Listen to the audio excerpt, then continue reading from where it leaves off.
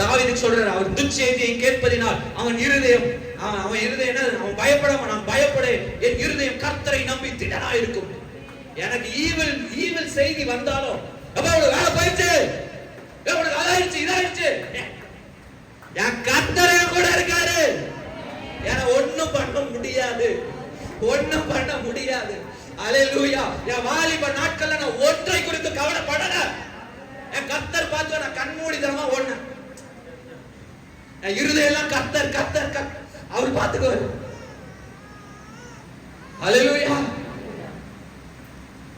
என் ஆபீஸ்லயே நான் தான் கடைசியா இருப்பேன், ஏன்னா வேலை செய்யறது எனக்கு பிடிக்காது.